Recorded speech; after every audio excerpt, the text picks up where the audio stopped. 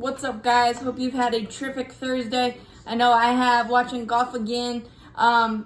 So as promised, I'm going to talk about potential lineup constructions, what I would like to see versus what we're probably going to see. But the reality is the addition of the DH is a massive positive for us.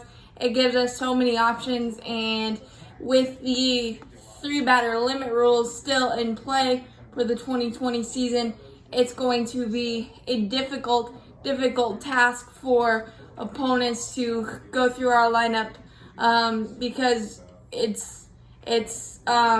we don't just kill you with homers. We kill you first and third, doubles machine, Camargo, Ozzie, speed. You got steals in it, and then you got, with the DH in there, you got Ender at number 9. So what I would like to see is the fearsome foursome at the top.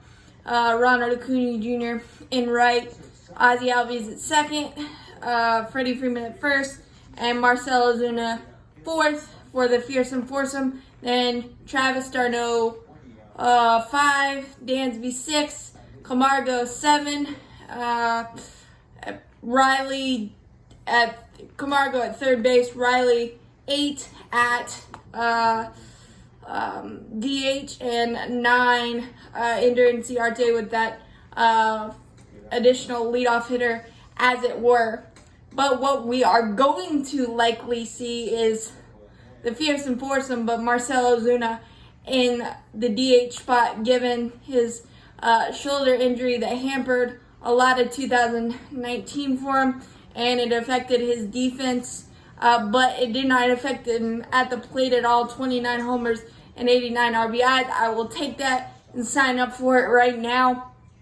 And then that will obviously give you probably the fearsome foursome, Dansby, Swanson, Travis d'Arnaud, and then you've got probably Johan Camargo at third base. But then Markakis is going to be in there somewhere because, Snicker can't help it. But Mr. Consistency is Mr. Consistency, gives you that professional at-bat. And I know people are saying that Markakis has lost a step defensively, and rightfully so at the age of 37. But I don't remember the last time Markakis made an error, so I'm not too mad about that. You're likely going to see a platoon between Adam Duvall and Nick Markakis in left field. Ronald Acuna will be in right, just because it's a lot easier on his legs, and he's got a cannon of an arm from right. We saw him have several outfield assists there as well, and I think using Nick Markakis in left field will help in the AL East ballparks. Nick Markakis is very familiar with that in that sense, because he was there for the first half of his career, and I know everybody's like, why do we keep going to Nick Markakis? But the reality is, he does give you a professional at bat. He gives you exactly what you need for the situation. Doesn't strike out a lot, and that's what you need in the lineup. Veteran guy that's gonna make starting pitchers or pitching staff jobs hard, especially in the late innings, and it might be a benefit as well. Even though there's been a lot of change in the AL East, he might have a little bit more of a book on some of these guys. They are still in the AL East, so that could be a factor as well. Adam Duvall is another candidate for the platoon. He smashed lefties last year and was just kind of coming into his own on both sides of the ball. He's a great defensive outfielder, and with Marcell Ozuna's shoulder, we're likely to see Marcell at DH a lot. But then you've got Austin Riley.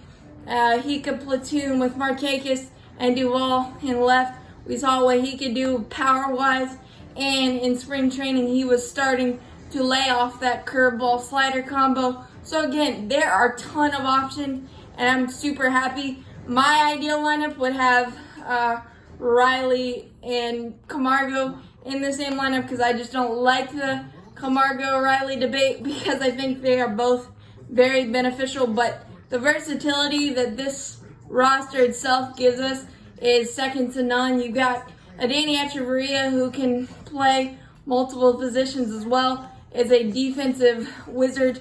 You can play him probably at different positions if you need to.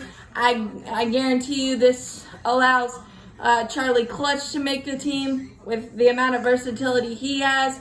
And honestly, I think we are going to see a lot of runs scored from the Braves' perspective.